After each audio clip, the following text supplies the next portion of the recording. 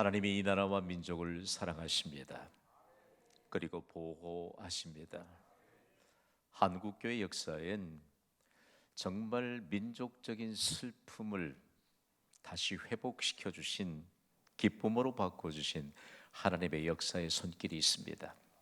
어른들에게뿐만 아니고요, 부모의 손을 잡고 예배당을 출입하면서 함께 예배드리고 기도했던 어린 자녀들이 한반도에 세워진 교회의 부흥의 주역들이 됐습니다.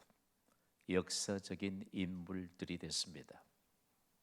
우리나라 밖에서 3.1 만세 운동과 한국 교회의 관계는요, 매우 밀접하게 동등성산해서 해석합니다. 여러분을 도전합니다. 한국 교회의 헌신이 없이 3.1 만세 운동이 여러분 있을 수 있었습니까? 저는요, 방송 매체를 통해서 그동안 우리 한국교회 역사, 그리고 이 나라의 역사적인 사실들을 함께 접목시켜서 증거했던 그 메시지들을 통해서 가끔씩 그런 전화들을 받습니다. 우리가 왜곡하지 않아야 될 것은 역사인 줄 믿습니다. 분명히 기억해야 합니다. 이 나라의 주인은 하나님이십니다. 이 나라의 주인 되신 하나님께서 한국교회 성도들을 사용하셔서 이 나라를 다시 위기 가운데서 구해 주셨습니다. 그리고 번영의 길을 걷게 하셨습니다. 3.1절은요, 우리 민족이 일본 제국의 식민 지배한 거에서 독립과 자주를 선포한 역사적인 날입니다. 여러분 기억하고 계십니까? 36년 동안의 일제강점기 기간 동안 나라를 잃어버렸습니다. 주권과 강토를 모두 빼앗겨 버렸습니다. 그때 한국교회 신앙의 선진들은 꼭 이렇게 기도했습니다. 나라가 없이는 교회도 존속할 수 없다. 새벽부터 예배당을 출입하면서 눈물의 기도를 쏟아 부었습니다. 부모의 손길을 통해서 강력한 믿음의 역사를 배웠던 우리의 자녀들은요, 이 나라를 견고하게 세우는 강력한 하나님의 역사의 증거자들이 됐습니다. 결국 빼앗겼던 나라와 민족을 되찾게 되었고, 더욱이 부강을 이룬 대한민국의 현재는 한국교회의 나라를 사랑하는 애국심의 결과입니다. 나라 밖에서는 한국교회를 이렇게 해석합니다. 한국교회의 근본적인 변화의 증거가 이 나라와 민족의 위기를 그야말로 극복할 수 있었다라고 말합니다. 여러분, 우리는 한국교회의 자랑스러운 믿음의 전통을 이어받은 자들입니다. 우리에게 근본적인 변화의 증거가 있기를 주님의 이름으로 선포합니다. 꼭 기억하셔야 돼요. 한국교회는 근본적인 변화의 증거를 가진 교회입니다. 저는 3.1운동 만세운동 당시 한국교회 성도들이, 부모들이 자녀들의 손을 잡고 거리마다 골목마다 붙였던 그 경문을 마음에 새기며 결코 잊지 않고 있습니다. 우리 함께 읽어봅시다. 우리는 시작. 우리는 아침에 기도하고 낮에 기도하고 밤에 기도합시다. 주일에는 금식 기도합시다. 그리고 성경은 날마다 환독합시다. 우리가 외치는 독립을 우리 대에는 못 얻어도 우리 자손 대에는 얻을 것입니다. 아멘. 그때 한국인들은요, 한국교회 성도들을 얼마나 정신적으로 의존했는지 모릅니다. 여러분, 경신교회 동역자들이요, 우리의 이웃들이 그리스도인 돼서 신앙심과 애국심을 한밭에서 자라게 하는 동력인 경신교회 성도들을 얼마나 영적으로, 정신적으로 우리를 의지하고 있을까요? 저는 오늘 뼈아픈 민족의 역사를 담아내면서요, 우리에게 근본적인 변화가 있는가? 근본적인 변화가 있다면 실제적으로 가장 중요한 신앙 건축엔 얼마나 우리가 집중하고 있는가라고 하는 사실들을 더듬어 보아야 합니다. 그렇다면 한국교회가 나라를 잃은 슬픔 가운데서도 변화의 증거로 신앙을 든든하게 건축할 수 있었던 것은 하나님의 특별한 은혜가 아니겠습니까? 이 은혜의 근거는 어디로부터 온 것일까요? 역사적인 사실을 기록하고 있는 성경은 근본적인 변화의 증거를 가진 사람들을 소개하고 있습니다. 근본적인 변화의 증거는 흔들리지 않는 신앙 건축으로 명확하게 증명이 됩니다. 여러분, 흔들리지 않는 신앙 건축을 삶으로 증명하는 자가 복이 있는 줄 믿습니다. 성경에는요, 가장 뚜렷한 변화의 증거를 가진 사람이 등장하는데 사도 바울입니다. 여러분, 우리가 나중에 영원한 생명을 누릴 수 있는 천국에 들어가게 될 것인데 그때 사도 바울하고 통성명 정도는 할 수 있어야 되지 않습니까? 사도 바울에게 아름다운 별칭이 있었는데 한번 따라합시다. 예수님을 가장 많이 닮은 사람, 예수님을 가장 많이 닮은 사람. 결론이에요. 사도 바울처럼 예수님을 가장 많이 닮은 사람이 근본적인 변화의 증거를 가진 사람이고, 실제적으로 하나님 앞에 예배에 집중하고 그리고 말씀에 집중할 때 비상식적인 하나님의 복은 그에게 임하게 될 줄 믿습니다. 사도 바울이 어떻게 예수님을 가장 많이 닮은 사람이라는 별칭을 얻게 됐을까요? 그는 정말 예수님을 신실하게 믿는 자들을 몹시도 핍박했던 사람입니다. 핍박했던 바울이 이제는 복음을 전하는 바울로 변화되었습니다. 그가 달라진 것이 근본적인 변화가 임하였는데, 예수 믿는 자들을 핍박하는 것이 누구를 핍박하는 것이라고 했지요? 예수님을 핍박하는 것이다.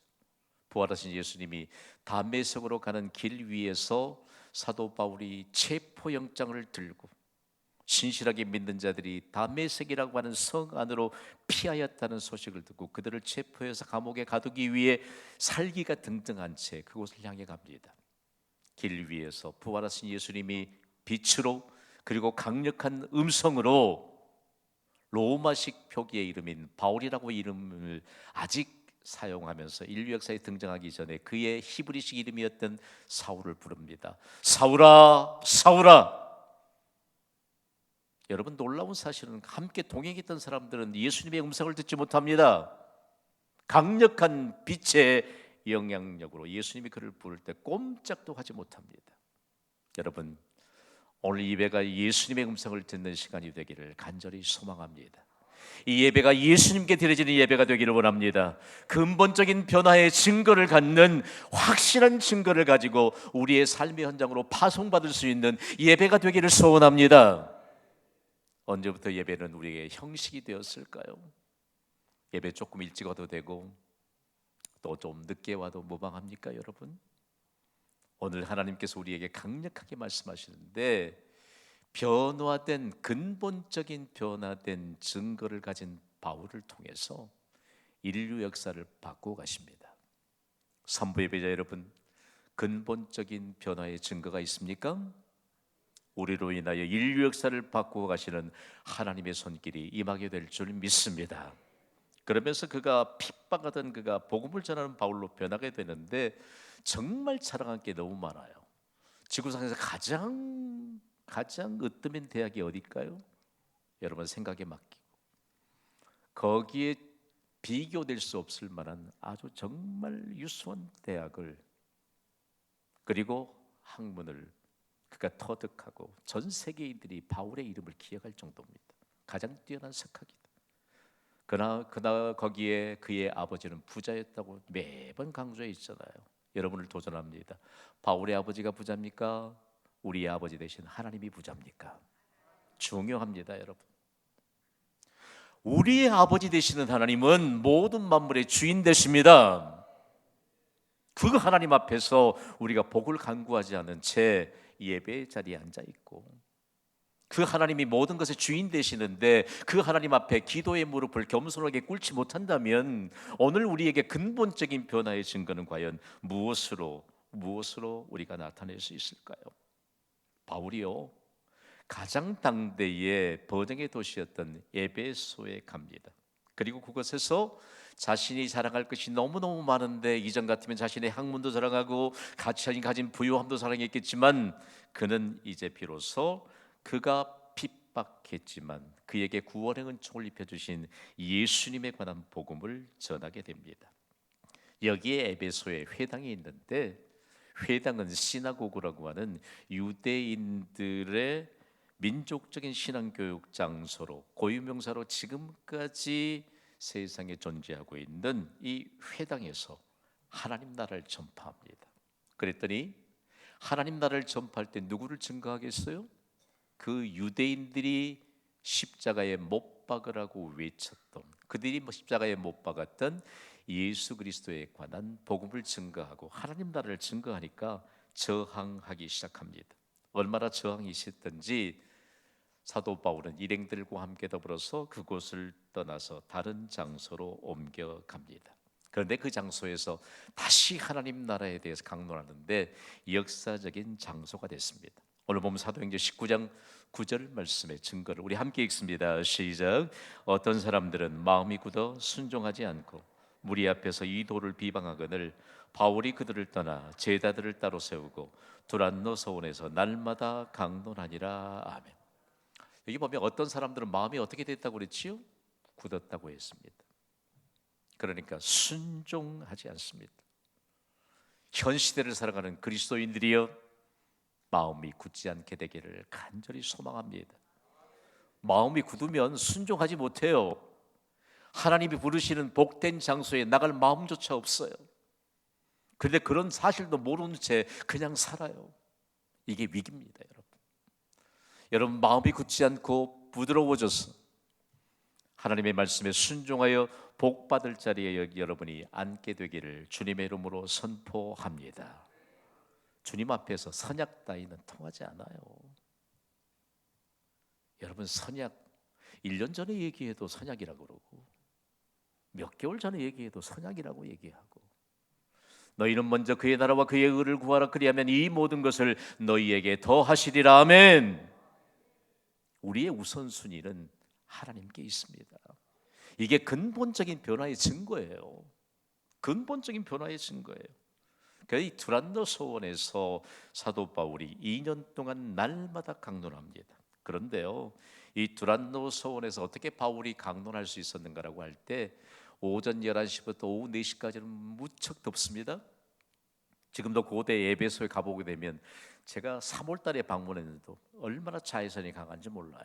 거기 안내자가 거기 도착할 쯤 되면 선블록 바르라고, 선스크린 바르라고, 좀 쉽게 얘기할까요? 선크림 바르라고. 그렇게 뜨거워요, 그 시간에.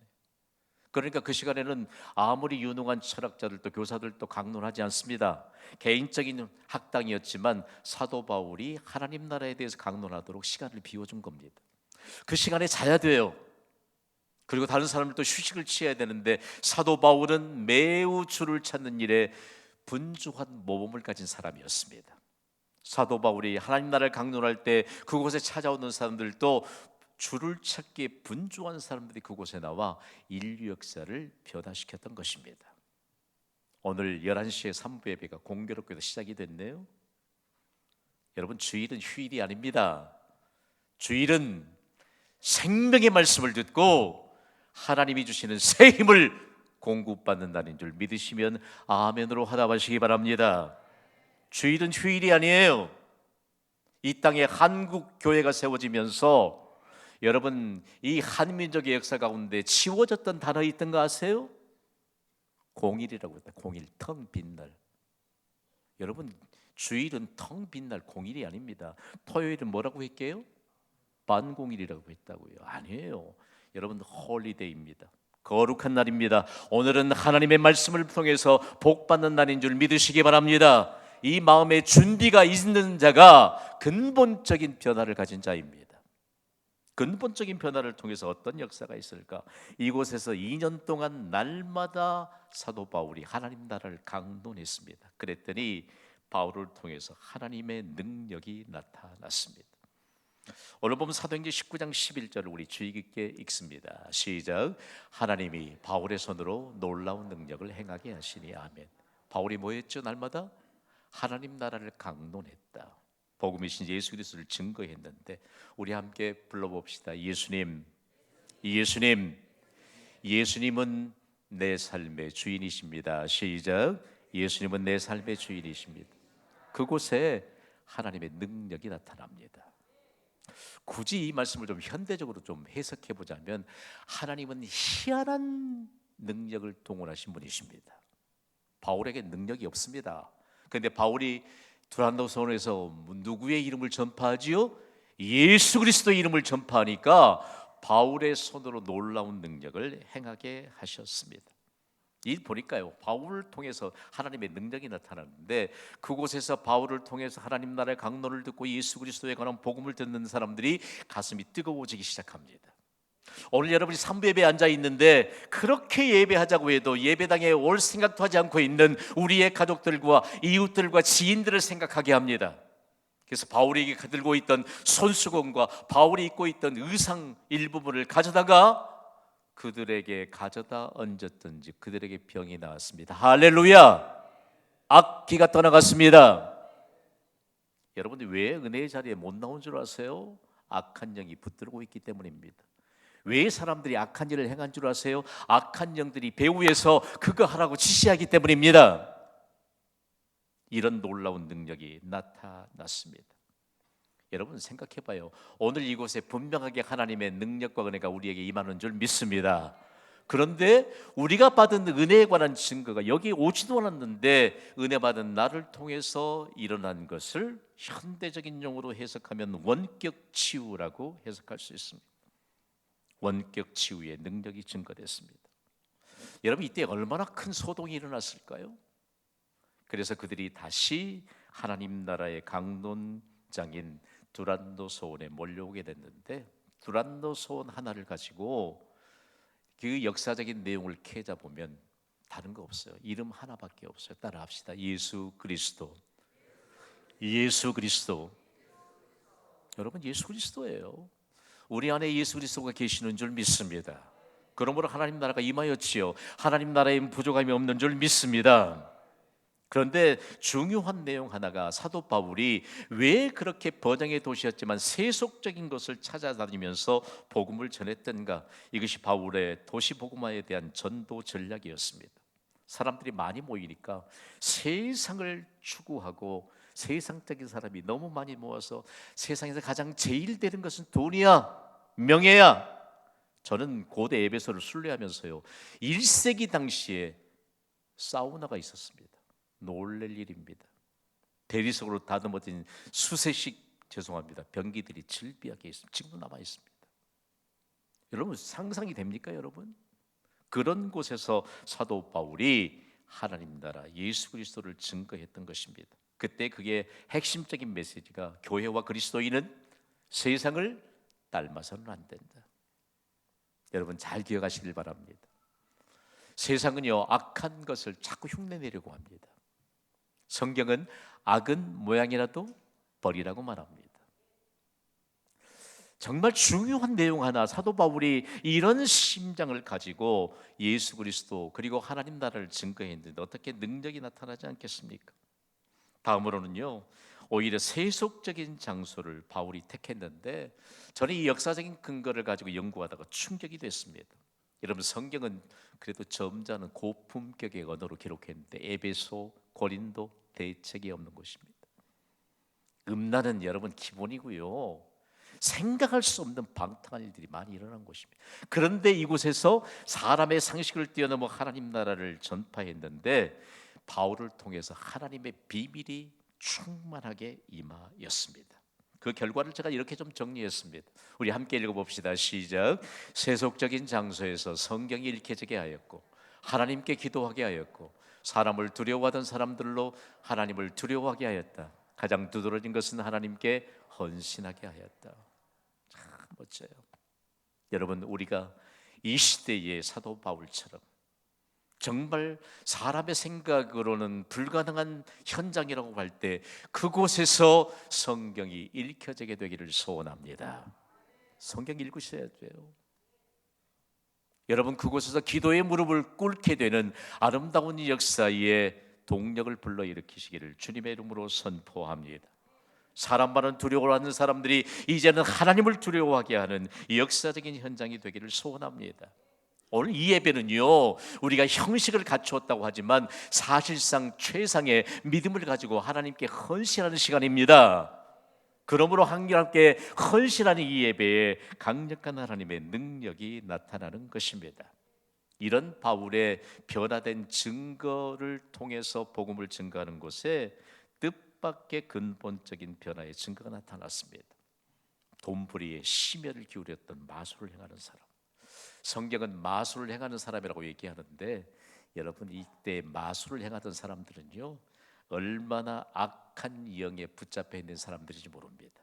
그러나 사도 바울과 함께 복음을 받은 자들은 성령의 역사에 힘을 입어 동일한 에베소라고 하는 도시에서 살았던 그 증거 가운데 하나가, 바울로 인하여 근본적인 변화를 가진 자들과 함께 에베소를 충만하게 채웠던 메시지가 있는데, 저는 얼마나 충격이 되는지 모릅니다. 진리의 영과 악의 영이 대결하면 언제나 진리의 영이신 하나님께서 이기신다는 사실이 1세기에 그곳에서 증거되었습니다. 여러분, 오늘 이 시대를 살아가는 그리스도인 여러분, 우리의 가정에도 악의 영과 진리의 영이 늘 대결할 수밖에 없습니다. 그러나 항상 진리의 영이신 하나님께서 이기게 하시는 줄 믿습니다. 누구의 이름을 선포해야 될까요? 예수 그리스도의 이름을 선포해야 합니다. 언제든지 진리의 영과 악의 영이 대결하면 진리의 영이신 하나님이 승리하신다는 사실을 벌써 2000여 년 전에 번영의 도시 에베소에서 선포됐습니다. 그러면서 이때 좀 연구하면 마술이라고 하는 게 뭘까? 마술. 이런 마술은요, 성경 배경을 통해서 등장하는 이 마술은 마법을 걸어서 사람의 영혼을 파괴시키는 것을 말합니다. 여러분, 마술의 근본적인 전략은 돈 버는 것입니다. 돈 버는데 목적이 있습니다. 그러니까 사람의 영혼을 파괴시켜야만 이처럼 자신들이 목적하고 있는 것들을 현혹시켜서 돈을 벌 수 있는 것이 마술이었습니다. 좀 제가 근접하게 해석해 볼까요? 가장 근접한 현대적인 해석은 미신입니다. 주문 같은 것입니다. 그리고 부적 등과 같은 것입니다. 믿지 않아야 할 것을 믿게 하는 요소들이 마술에 해당합니다.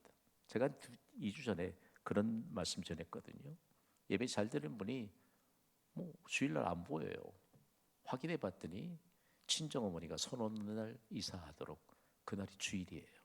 과감하게 주일날 예배 잡고 아무렇지 않게 이사한 겁니다. 그랬더니 그 주일에 한 가정이 꼭 그렇게 이사 날짜 잡았다가 포기했습니다. 할렐루야! 이게 마술이에요, 마술. 사람의 영혼을 파괴시켜요.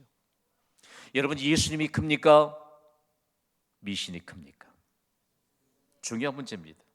아직도 많이 남아 있습니다. 세상은요 그럴듯하게 우리를 속입니다. 고통을 잊게 하는 가장 좋은 것이 술이라고 소개합니다. 술자리에 나오기만 하면 문제가 해결된다고 말합니다. 그 사람들이 속습니다. 또 어떤 사람은 고통을 잊게 하는 것이 약물이라고 말하면서 마약을 소개합니다. 여러분, 세상에 속지 않아야 합니다. 마술이라고 하는 것이 얼마나 지금까지 악독한 영향력을 가지고 있는지 모릅니다. 그래서 어떤 사람들은 복음을 아주 엉터리로 증거합니다. 내가 인생을 살아보니까 종교 하나는 가져야 되겠다. 기가 막힙니다, 여러분. 기독교 외에는, 여러분, 우리가 더불어 사는 세상에는 하나님 외에는 다른 신이 없는 줄 믿습니다. 다 만들어낸 것입니다. 사람들이 만들어낸 것. 속지 않아야 합니다. 그러면서 여기에서 근본적인 변화의 증거를 가져오는 뚜렷한 일들이 있는데, 사도 바울로부터 복음을 받았던 사람들이 가슴이 뜨거워지고 심장합니다. 지금까지 잘못된 인생을 살았다. 나는 마술의 얽매여서 그동안 돈벌이에 정력을 쏟아부었는데 그건 너무너무 잘못된 일이다. 그러면서요, 에베소의 당시에 마술의 비법이 있잖아요. 잘 모르시겠죠? 저도 잘 모릅니다. 비법을 적어낸 마술사가 에베소에 얼마나 값비싼 가격에 팔리고 있는지 모릅니다. 그리고 거기에 계속 방법을 더해가서 값이 천정부지로 올라가면서 보물처럼 여겼습니다. 그런데 예수 그리스도의 권한 복음, 하나님 나라를 알고 보니까 그건 거짓입니다. 가짜입니다. 허무한 것입니다. 그래서 거기에 대해서 마술하던 사람들이 충격을 받고 그들이 진정으로 예수 그리스도를 구주로 영접하면서 뚜렷한 변화의 증거를 가졌는데, 오늘 보면 사도행전 19장 19절은 이렇게 증거합니다. 읽습니다. 시작. 또 마술을 행하던 많은 사람이 그 책을 모아 가지고 와서 모든 사람 앞에서 불사르니 그 책값을 계산한 즉 은 5만이나 되더라. 아멘. 마술을 행하는 사람이 몇 사람이나 됐지요? 많은 사람입니다. 많은 사람이 그 돈벌이를 해주는 마술책을 불사르고 있습니다. 은 5만이라고 했는데 5만 드라크마를 말합니다. 중요한 말씀. 이 그리스 화폐 단위인 드라크마는요, 노동자의 일일 품삯입니다. 10만 원만 어림잡아도 50억 원입니다. 여러분을 도전합니다. 50억 원이 큽니까? 예수님이 큽니까? 입장이 매우 곤란하십니까? 예수님이 큽니까? 50억 원이 큽니까? 우리 교회 역사 가운데요, 정말 50억 원이 아니에요. 하루에 내가 벌을 수 있는 이 액수는 얼마나 될까? 그것 떨쳐버리지 못하다가 빈번하게 질문하는 예수님이 큰가? 내가 지금 추구하는 것이 큰가에 대한 질문을 도전으로 받고 비로소 자유함을 얻게 된 성도들이 있습니다. 여러분, 예수님이 큽니까? 50억 원이 큽니까? 예수님은 생명인 줄 믿습니다. 이런 놀라운 역사가 에베소에서 일어났습니다. 중요한 것은요, 그들이 이것을 반값에 25억 원에 할인 판매한 것이 아니고 온전히 불태워버렸습니다. 그리고 그 증거가 다름 아닌 신앙을 건축하게 되는 뚜렷한 증거가 됐습니다. 그리고 근본적인 변화의 증거가 무엇인가에 관한 내용들을 그들이 증거하게 됐습니다. 중요한 문제입니다. 여러분, 예수님이 가장 귀한 줄 믿습니다. 근본적인 변화의 증거는 신앙을 건축하는 것입니다. 사도행전 19장 20절은 이렇게 증거합니다. 우리 함께 읽습니다. 시작. 이와 같이 주의 말씀이 힘이 있어 흥왕하여 세력을 얻으니라. 아멘. 여러분, 중요합니다. 오늘 우리가 주일에 예배하는 것이 가장 중요한 일인 줄 믿습니다. 예배하는 시간에 머리를 감싸고 공부하는 것이 중요할까요? 아니면 50억 원과 비교할 수 없는 이 하나님 나라의 가치를 더해 줄 수 있는 예배가 중요할까요? 이 시대를 사는 현대인이라고 지칭받는 그리스도인이요, 가장 귀한 것이 무엇인가를 우리의 삶을 통해서 증거되기를 소원합니다. 그러면서요, 근본적인 변화의 증거를 가져왔던 마술사들의 결단을 제가 현대적으로 좀 이렇게 번역하면 이런 내용이에요.